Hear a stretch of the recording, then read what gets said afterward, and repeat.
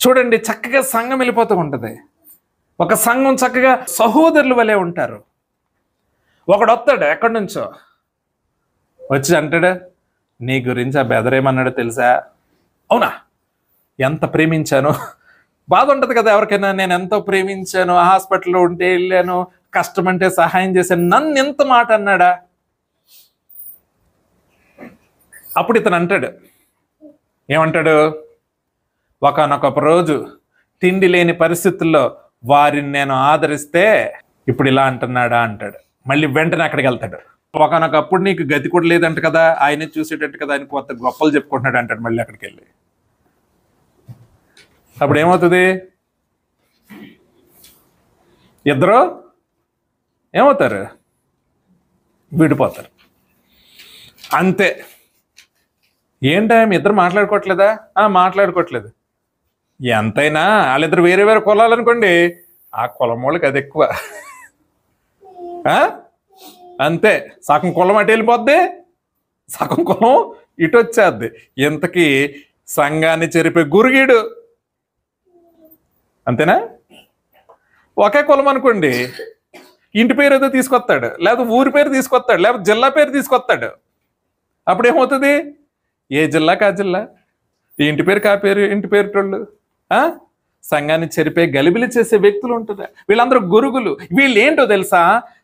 క్రైస్తవ జీవితాల్లో భక్తిలో విశ్వాసంలో ఎదుగుతున్న సహోదరులను గలిబిలి చేసే వ్యక్తులుగా వీరిని ఎవరు నాటుతాడు? సాతాను నాటుతాడు. ఎందుకో తెలుసా? క్రైస్తవుడిని డైరెక్ట్గా సాతాను ఏం చేయలేడు. అర్థమైందండి? క్రైస్తవుడిని డైరెక్ట్గా సాతానేమి చేయలేడు. ఏం చేస్తాడు? ఎవరినో ఒకరిని పంపిస్తాడు. సంఘంలోకో, మీ వీధిలోకో, మీ ఇంటి దగ్గరకో ఎవరినో పంపిస్తాడు. ఆడేం చేస్తాడు? గలిబిలి చేస్తాడు. నువ్వు ఇన్ఫ్లుయెన్స్ అయిపోయావు అనుకో, ఏమవుతావు? నువ్వు గురికి అయిపోతావు. ఆ సహోదరుడు అలా అన్నాడు అనుకోండి, వెంటనే నువ్వేం చేయాలి? అవునా, ఆ సహోదరుడు నన్ను అన్నాడా? పద బ్రదర్ వెళ్ళి అడుగుతాం. అప్పుడు ఈడేమంటాడు? నేను అన్నానని చెప్పకండి అంటాడా? ఏంటి అర్థం? ఇది కల్ప్రిట్. ఇది లేకపోతే ఏమనాలి? నువ్వు అంత మంచోడివి, నిన్ను అంటాడా? పద నా దగ్గర అన్నాడు, పద వెళ్దాం అంటాడా? ఎవడన్నా అనరు. అయినా పోనీ తీసుకెళ్ళనొచ్చు కదా.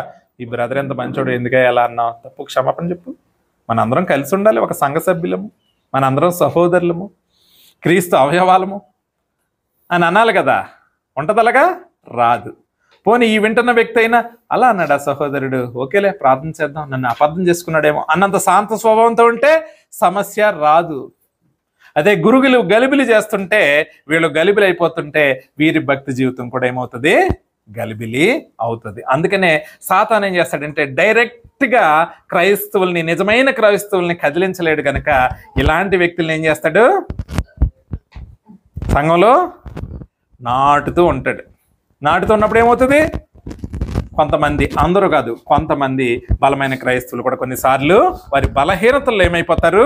గలిబిలి అయిపోతూ ఉంటారు.